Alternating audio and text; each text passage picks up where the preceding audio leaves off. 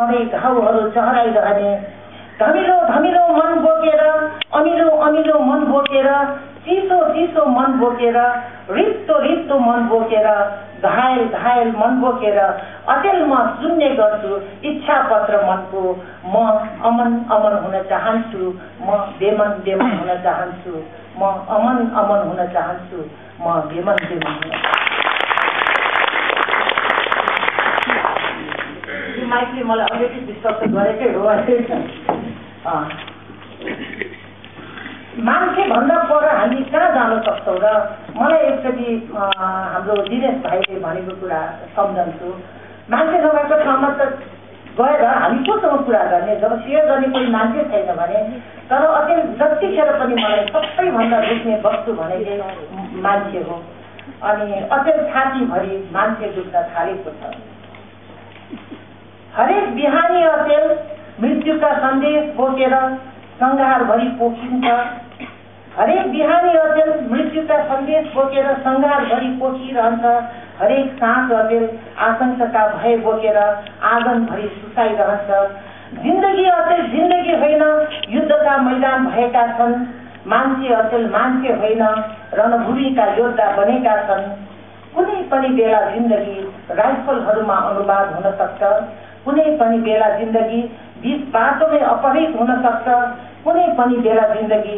आतंककारीहरूको शिकार हुन सक्छ उफ मलाई अचेल छातीभरि मान्छे मान्छे दुख्न थालेको छ उफ मलाई अचेल मान्छे हुनुको अभिशापले पिरोल्न थालेको छ कयौं जिन्दगी पेलेस्टाइनी भएर देश खोजिरहेका छन् कयौं जिन्दगी इथियोपिया भएर भोक भोकै मरिरहेका छन् कयौं जिन्दगी बेरुस भएर गल्ली गल्ली गोला बारुद छरिरहेका छन् कयौं जिन्दगी कश्मीर भएर विरान खण्डहरूमा अनुवाद भइरहेका छन् खै कहाँ कोसिलाउन सक्छ शान्ति वसन्तमा पनि बारुद गनाइरहेको बेला खै कहाँ मौलाउन सक्छ प्रेम भोक भोकै जिन्दगी मरिरहेको बेला खै कहाँ फैलिन सक्छ शान्ति मान्छेले मान्छेकै मासु निसङ्कोच तपाइरहेको बेला पृथ्वी अहिले पृथ्वी होइन कुरुक्षेत्र भएको छ रावणको लङ्का भएको छ युद्ध पिपासु रणक्षेत्र भएको छ जताततै कोलाहलै कोलाहल मच्चिरहेछ जताततै त्राहिमामको स्वर गुन्जिरहेछ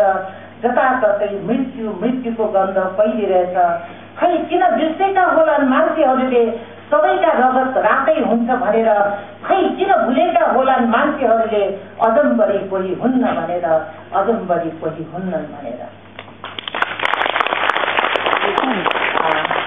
मलाई गीत लेख्न पनि एउटा सुखद संयोग मिलेको छ सबैभन्दा पहिला पद्मावती दिदी गुन्जनको जन्मदात्री पनि हुनुहुन्छ अहिले चाहिँ हाम्रो गीता केसरी दिदी गुन्जनको अध्यक्ष हुनुहुन्छ अनि एक दिन ईश्वर बल्लभ दाईले हामी प्रायः जस्तो ईश्वर बल्लभ दाईलाई सत्यमोहन दाईलाई म त्यही बाटो पढ्ने भएर दाईहरूलाई म सँगै लिएर प्रायः जस्तो जान्छु र त्यहाँ छोड्दाखेरि गीतहरू सबै कलेक्सन गर्ने भनेको खै म अल्छी त्यस्तै छ रेडियो नेपाल पनि जान सकेको छैन भन्नुभयो अनि पद्मावती दिदी र मैले ठिकै छ दाई हामी गएर हजुरको गीतहरूको कलेक्सन गरिदिउँला भनेर अनि रेडियो नेपालको प्राङ्गणमा गएँ जाँदाखेरि मैले पहिलोचोटि बुलुमुगारण भाइलाई देखेँ थिएँ त्यति बेला हाम्रो पद्मावती दिदीको एउटा एल्बम रिलिज भएको थियो अनि त्यसमा बुलुमुगारण भाइले सङ्गीत गरेको थियो त्यो गीत मैले बिहान मात्रै सुनेको थिएँ अनि बुलु भाइलाई भेटेँ बुलु भाइले के भने ओहो दिदी तपाईँलाई पहिलोचोटि भेट्न पाएँ तपाईँको कविता मुक्तकहरू सुनिराखेको छु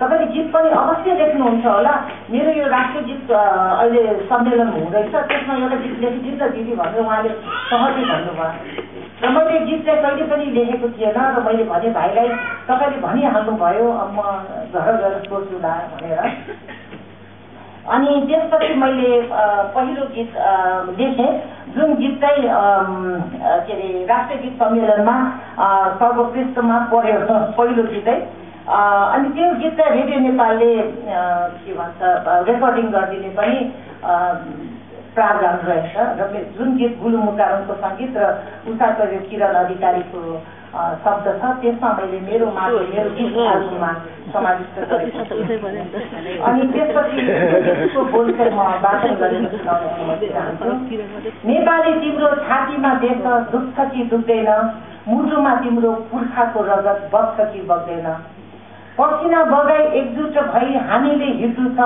रगत रगत एक हुने बाचा हामीले खानु छ। नेपाली तिम्रो आँखामा गुराँस फुल्छ कि फुल्दैन, भोलिको सुन्दर कविता दिन सक्छ कि सक्दैन। वीरको छाती बोकेर हामी डटेर हिँड्नु छ, देशलाई बनाई शहीदको सपना साकार पार्नु छ। नेपाली तिम्रो शिरमा हिमाल उड्छ कि उड्दैन, भोलिलाई सुन्दर विपना दिन सक्छ कि सक्दैन। यो मेरो पहिलो गीत, पहिलो रेकर्डिङ गीत। त्यसपछि अनि हाम्रो यो गीतको कुरा चाहिँ नरेन्द्र प्रसाई भाइ र इन्दिरा बहिनीले थाहा पाउनुभयो मैले गीत लेखेँ भनेर। अनि त्यसपछि एक दिन फेरि कसैले सबै ख्याल ख्यालको संयोजन हो मेरो गीतमा जानुको लागि भन्ने प्रसङ्गवश। अनि नरेन्द्र भाइले के भन्नु भने, दिलमाया खाती दिदी तपाईँलाई एकदम मनपर्छ भन्नुभयो होइन, मैले बोलाएको छु आज मेरो घरमा, उहाँलाई लन्च खानु बोलाएको छु, दिदी पनि आउनुहोस् न अनि भन्नुभयो। त्यसपछि मैले पहिलोचोटि साक्षात्कार हुने मौका चाहिँ नरेन्द्र भाइ इन्दिरा बहिनीको तर्फबाट मैले उहाँलाई भेट्ने मौका पाएँ। अनि नरेन्द्र भाइले त्यत्तिकै दिदीले गीत लेख्नुहुन्छ, हाम्रो के अरे दिलमाया दिदीले गाइदिनुहुन्छ नि भनेर गाइदिनु भयो। त्यसपछि त अनि त्यति नै बेला उहाँ हाम्रो रत्नबहादुर फर्सी दाइ पनि हुनुहुन्थ्यो सङ्गीतकार। अनि त्यसपछि अनि हुन्छ हुन्छ भन्नुभयो, त्यत्तिकै ख्यालख्यालमा फेरि त्यो पहिलो त्यसपछि मैले एउटा गीत लेखेको थिएँ, त्यो गीत चाहिँ निकै चर्चित पनि भएको थियो, मेरो पहिलो एल्बम हो त्यो होइन, दिलमाया खाती दिदीले गाउनुभएको रत्नबहादुर दाइ र अभिषको एल्बमबाट। खोलाको दुई किनार भो तिम्रो र मेरो पिरती, सहिल्यै निमेटिने तृष्णा भो तिम्रो र मेरो जिन्दगी। आफ्नो मुटु आफैले नै कुल्चिएर हिँड्नु पर्यो, आफ्नो व्यथा आफै भित्र समेटेर रुनु पर्यो। कहिले नरित्तिने आँसु भो तिम्रो र मेरो पिरती, खोलाको दुई किनार भो तिम्रो र मेरो जिन्दगी। आफ्नो घाउ आफैले नै कोट्याएर सहनु पर्यो, आफ्नो पीडा आफै भित्र लुकाएर बाँच्नु पर्यो। कहिले नसुनिदिने कथा भो तिम्रो र मेरो पिरती, कहिले नमेटिने तृष्णा भो तिम्रो र मेरो जिन्दगी। यो मेरो पहिलो एल्बम, यो निकाल्नुको श्रेय चाहिँ म इन्दिरा बहिनी र हाम्रो नरेन्द्र भाइलाई दिन्छु। उहाँहरूले त्यो संयोग नजुटाइदिएको भए मैले एल्बम निकाल्ने पनि थिएन होला सायद। त्यस्तै संयोग हाम्रो गुन्जनको मासिक कार्यक्रम, सधैँ महिनामा मासिक कार्यक्रम हुने यहाँ सबैलाई अवगतै छ। अनि हिरण्य दिदीको घरमा त्यो बेला पालो परेको थियो, जसको प्रमुख अतिथि चाहिँ हाम्रो तुलसी दिवस दाई हुनुहुन्थ्यो। अनि तुलसी दिवस दाई, कालीप्रसाद दाई र तुलसी दाई हामी मन्जु दाईहरू पोखरा पनि सँगै गएको थियौँ। कालीप्रसाद दाई हेर्दाखेरि चाहिँ खुब सिरियस जस्तो देखिनु हुँदो रहेछ, तर जिस्काउनमा चाहिँ माहिर हुनुहुन्छ। त्यो दिनभरि त्यो मेन आकर्षणको केन्द्र भनेको तुलसी दाई। अनि तुलसी दाईले के भने त यसले यस्तो यस्तो गरे, हामीले त साग त्यो डालोमा हेर बहिनी जे भेटायो त्यही एक एक मुठो साग बोकेर गयो, उसले साग रोज्दा कुनै पनि मुठो भेटाएन भनेर जिस्काउनु भएर त्यतिकै जोक गराएको थियो। अनि हिरण्य दिदीका कार्यक्रम हुँदा अनि मैले भनेको थिएँ दाइलाई, ल दाइ आजको कार्यक्रमको चाहिँ म हजुरलाई गीत बनाएर म हजुरलाई सुनाउँला भनेको थिएँ। तर म पनि मौलाना आजाद यस्तै छु है, मैले कहिले पनि दाइलाई त्यो गीत सुनाएको पनि छैन र त्यो एल्बम निस्किसक्यो दाइलाई त्यो एल्बम टक्राएको पनि छैन। म दाइलाई चाहिँ त्यो आज कविता वाचनको लागि म यहाँ दाइलाई सधैँ मेरा फेरि तुलसी दाइले कविता वाचन गर्ने यति मिठो लाग्ने, हामी त अलिक सानै अब थियौँ भनौँ दाइहरूको अग्रज दाइहरूकोमा, उहाँहरूको कविता वाचन सुनेर म त मन्त्रमुग्ध हुन्थेँ। आज तपाईँहरू पनि मन्त्रमुग्ध हुनुहुन्छ र उहाँको बारेमा मैले के गीत लेखेँ त म यहाँहरूबाट वाचन गर्छु र दाजुलाई चाहिँ ग्यासमा पोडियममा निम्त्याउन आग्रह गर्छु। आफ्नै खुसीले जिन्दगीलाई कहाँ मैले मोड्न सकेँ, समयले जता लग्यो उतैतिर बगेँ। खोजे जस्तो भेटिएन, रोजे जस्तो पाइएन, जस्तो भेट्यो उस्तैसँग मन साट्न सकिएन। त्यसैले त भाग्यमानी नजुरेको भन्ने सोचे, आफ्नै खुसीले जिन्दगीलाई कहाँ मैले मोड्न सकेँ। खोला जस्तै किनार छोई बग्न पनि सकिएन, बादल जस्तै आकार फेरि उड्न पनि सकिएन। त्यसैले त भाग्यलाई समयकै हातमा छाडे, आफ्नै खुसीले जिन्दगीलाई कहाँ मैले मोड्न सकेँ। समयले जता लग्यो उतैतिर बगेँ। म जेसुकाको लागि माफ पनि आज यहाँमा टक्राउन चाहन्छु। यो सुखद संयोग मेरो लागि सौभाग्य मिलेको छ आज।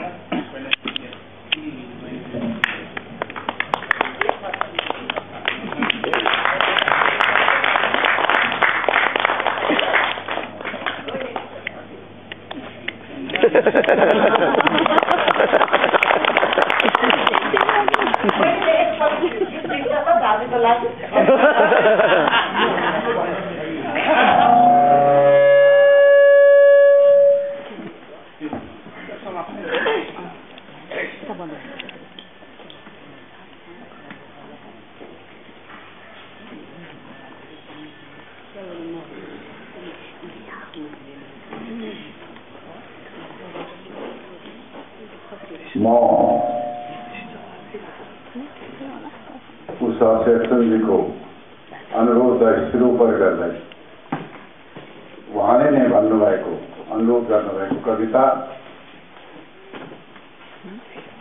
ससम्मान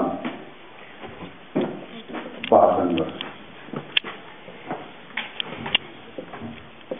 यहाँ धेरै कविताहरू के रहेछ भने गरेकी छु अथवा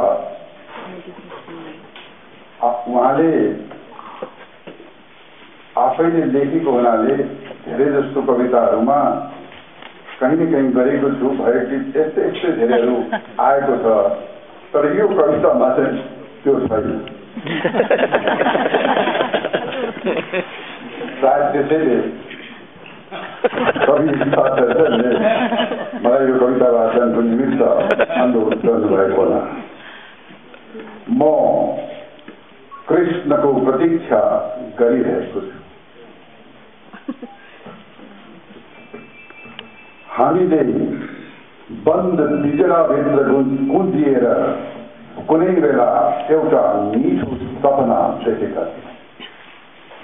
हामीले बन्द पिजडाभित्र कुदिएर कुनै बेला एउटा मिठो सपना देखेका थियौँ। हामीले बन्द खोरभित्र निस्सासिएर कुनै बेला एउटा मिठो रहर साँचेका थियौँ। मेरो सपना, तिम्रो सपना, हामी सबैको साझा सपना। मेरो चाहना, तिम्रो चाहना, हामी सबैको साझा चाहना। कुनै दिन बन्द पिजडा तोडेर खुला आकाशमा उन्मुक्त भएर विचरण गर्ने अनन्त मनका अनन्त अभिलाषा। कुनै रात बन्द खोर फोडेर सुन्दर बिहानी हेर्ने अनन्त मनका अनन्त विश्वासमा हातेमालो गर्दै जिन्दाबादमा उठाएका थियौं हातहरू, जिन्दाबादमा चालेका थियौं कदमहरू, जिन्दाबादमा मिलाएका थियौं मनहरू। मुर्दाबादमा जुलुसहरू, विरोधका मशालहरू, विद्रोहका आवाजहरू अहिले अर्धभ्रममा अनुदित भएको छ। खै भोकाहरूको पेट भर्ने समय आएको, खै भोकाहरूको पेट भर्ने समय आएको, खै नाङ्गाहरूको आङ छोप्ने समय आएको, खै अन्यायमा परेकाहरूले न्याय पाउने समय आएको।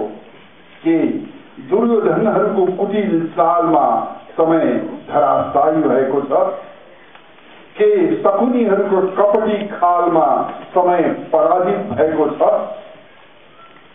चौसर बिछ्याउँदै बेला कुबेला दुर्योधनहरू जुवाको निमन्त्रणा दिइरहेको हुन्छ। चौसर बिछ्याउँदै बेला कुबेला शकुनीहरू जुवाको आह्वान गरिरहेको हुन्छ। अहिले निरीह जनतालाई मोहरा बनाएर दाउ थापिरहेको हुन्छ। कहिले निरीह जनतालाई मोहरा बनाएर दाउ थापिरहेको हुन्छ। कहिले निमुखा जनतालाई तमासा बनाएर भरी सभामा लुटिरहेको हुन्छ। कहिले निर्दोष जनताका भविष्यलाई नै च्याखे थापेर खेलवाड गरिरहेको हुन्छ। मृत्युको भय मुनतिर जिन्दगी, मृत्युको भय मुनतिर जिन्दगी पल पल धिपाइरहेको छ। मृत्युको छाया मुनतिर जिन्दगी क्षण क्षण लुकामारी खेलिरहेको छ। एकैछिन बिउजेर पुनः निदाउन थालेका छौँ हामी एकैछिनको उज्यालो बाँचेर पुनः अँध्यारोमा फर्किन लागेका छौँ हामी।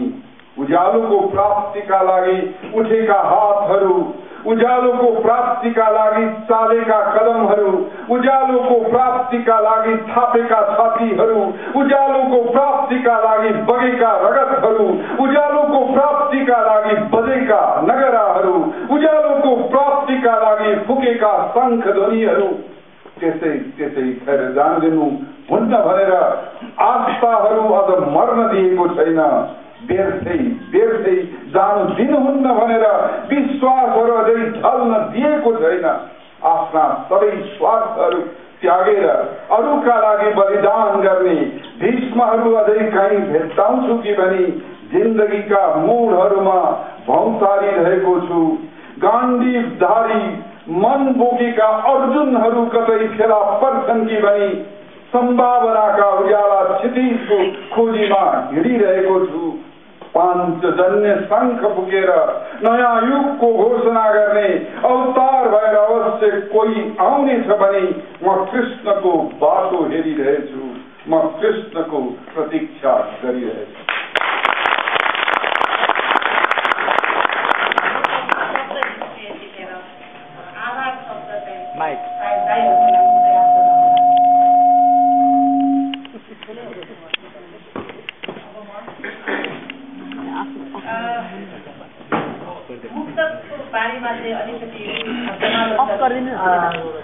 गौतम भाइले पनि भनिसक्नुभयो। 34-35 सालबाट म दुर्गा बरालले अध्यक्ष हुनुहुन्थ्यो। म उपाध्यक्ष थिएँ पोखरेल युवा सांस्कृतिक परिवारको कार्यक्रममा। त्यति बेलाको मुक्त कार्यक्रम गर्दाखेरि हामीले काठमाडौँबाट प्राय जस्तो र अधिराज्यका अनि विभिन्न ठाउँबाट हामीले अतिथिहरूलाई बोलाउने गर्थ्यौँ। त्यसमा तुलसी दाई, मन्जुर दाई, रमेश उहाँ दिनेश भाइहरू, यहाँ थुप्रै दाईहरू त्यहाँ पुगिसक्नु भएको छ। त्यति बेला चाहिँ दाँते कला मन्दिरको हल चाहिँ खटाखट भइन्थ्यो। अनि त्यो कविता मुक्तक चाहिँ श्रुति मधुर कला भएको भएर प्राय जस्तो मान्छेले मन पराउने सुन्नलाई। अनि त्यो मुक्तक लेखिरह्यो भने सुकै नपाउने, हरेक वर्ष आइहाल्ने, देख्दै पर्ने। त्यसले गर्दा त्यो त्यसैको क्रममा एउटा अभिनव आन्दोलन जस्तो अझै पनि सुचारू रूपले चलिरहेकै छ पोखरामा। म पोखरेल युवा सांस्कृतिक परिवार प्रति सधैँ आभारी छु, अथवा म सधैँ गर्व गर्छु मेरो संस्थाप्रति। शान्तिको योद्धा बिगुल फुकेर शान्तिको मैले विश्वभरि नै युद्धको घोषणा गरेको छु। बिगुल फुकेर शान्तिको मैले विश्वभरि नै युद्धको घोषणा गरेको छु। गान्धीधारी मन बोकेर म कुरुक्षेत्रमा उत्रेको छु। ए शान्तिका पुजारीहरू, उठाउ सबैले आफ्ना शस्त्र अस्त्रहरू। अहिले म आफन्त सबै बिर्सेर मात्र एउटा शान्तिको योद्धा बनेको छु, मात्र एउटा शान्तिको योद्धा बनेको छु। यो आजको मान्छे मैले त्यति नै बेला लेखेको थिएँ जुन बेला विमानमा मान्छेहरू कैद हुने सिलसिला चलेकै थिएन। तर त्यो कविहरूमा एउटा सिक्स अथवा के हुँदो रहेछ कि हेर्न सक्छौँ। अझै मैले मिल्न गयो यो। तर यो दुःखद संयोग चाहिँ कहिले पनि नआओस्। आजको मान्छे कुनै पनि बेला जिन्दगी अपहरित विमानभित्र कैद हुन सक्छ। कुनै पनि बेला जिन्दगी अपहरित विमानभित्र कैद हुन सक्छ। कुनै पनि बेला जिन्दगी आतंककारीहरूको शिकार हुन सक्छ। मान्छे हुनुको पीडा बोकेर जिउन पनि कति कठिन छ। कुनै पनि बेला जिन्दगी आफ्नै घर आँगनमा विराम हुन सक्छ। जीवन घाउको अनुभूति भएको छ जीवन। घाउले घाउको अनुभूति भएको छ जीवन। पीडाको अनुभूति भएको छ जीवन। नुन तेल चामलमा लाग्दा लाग्दै अनुभूतिहरू बीच कतै हराएको छ जीवन। अनुभूतिहरू बीच कतै हराएको छ जीवन। तिमीलाई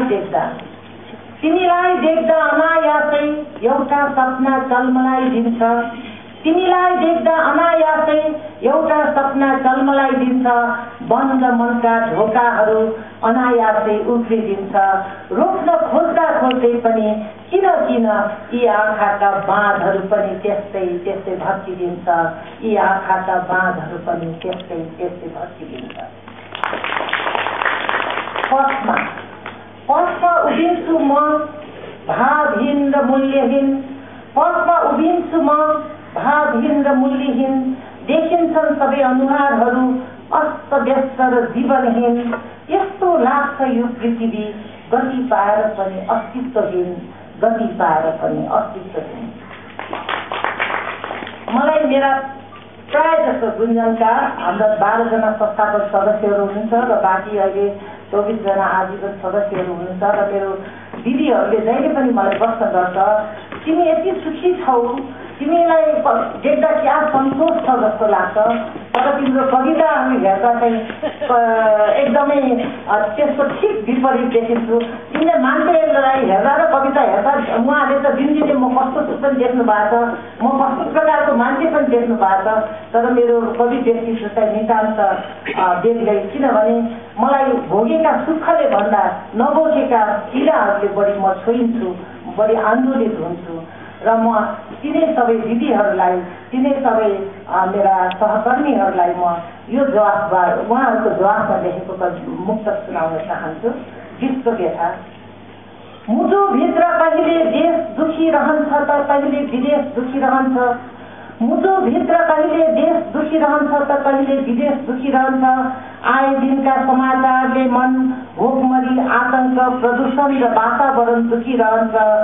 मेरा अथाह पीडाहरूको गलत अर्थ नलगाउनु मेरा मित्रहरू हो, विश्व व्यथा बोकेको छातीभित्र कहिले वर्तमान दुखी रहन्छ त कहिले भविष्य दुखी रहन्छ, विश्व व्यथा बोकेको छातीभित्र कहिले वर्तमान दुखी रहन्छ त कहिले भविष्य दुखी रहन्छ। म अस्ति मेरो भाउजू यसो कान्तिबाट पनि हिजो मात्रै जेलमा परेर अहिले यहाँ आउनु भएको छ। भाउजू र म मेरो बहिनी मिना शेरचन हामी एक ठाउँमा गएको थियौँ र त्यसपछि अनि मैले अब साह्रै दुब्लो भयो भनेर मोटर चाहिँ त्यहाँ छोडेर हिँडेर जाने विचार गरेर मोटर पठाइदिएको थियो। त्यसपछि म र मेरो भाउजू हिँडेर गएँ, साँझ अलिक झमक्क पऱ्यो कि एकजना मेरो बुहारी अनिता बुहारीले हामीलाई खाना निम्ति आएको थियो र त्यहाँबाट जाँदा बाटोमा मोटरसाइकल आएपछि कस्तो डर लाग्यो कि, अनि त्यसपछि त्यो कस्तो आगो फुलेर आउने, पहिला त बाघ भालु देखेर डराउनु पर्थ्यो, अहिले यो मान्छे देखेर डराउनु पर्ने कस्तो विडम्बना। त्यसकारण हामीलाई सबैभन्दा डर अचेल मान्छेसँग लाग्न थालेकोमा हामीले कति दुःख मनाउने हो भन्ने कुरा गहिरिएर सोच्ने बेला आइसकेको छ, तर सोच्ने कसले डर। त्यस्तो यो कविता त मुक्तक त मैले धेरै पहिले लेखेको हो। पाखा पखेरामा बस्नु भने पहिरो जाला कि भन्ने डर, पाखा पखेरामा बस्नु भने पहिरो जाला कि भन्ने डर, खोलाको छेउमा बस्नु भने पनि बाढी आउला कि भन्ने डर, जताततै असुरक्षित देख्छु जिन्दगी अचेल, मान्छेको हुलमा बस्नु भने झन् मान्छेले नै खाला कि भन्ने डर, मान्छेको हुलमा बस्नु भने झन् मान्छेले नै खाला कि भन्ने डर। त्यसपछि अब चाहिँ हामी प्रतिसरा सायरी र म आरआर कलेजमा सँगै पढेका सहपाठी र प्रतिसरा र मलाई हेर्दा चाहिँ सहपाठी भनेर हजुरहरूले नपत्याउनु होला, तर 100% सहपाठी चाहिँ हौ हामी। र मेरो सहपाठीलाई मैले मेरो कविता वाचन गरिदिनका लागि म मायाले मेरो प्यारो साथीलाई पोडियममा आमन्त्रण गर्न चाहन्छु।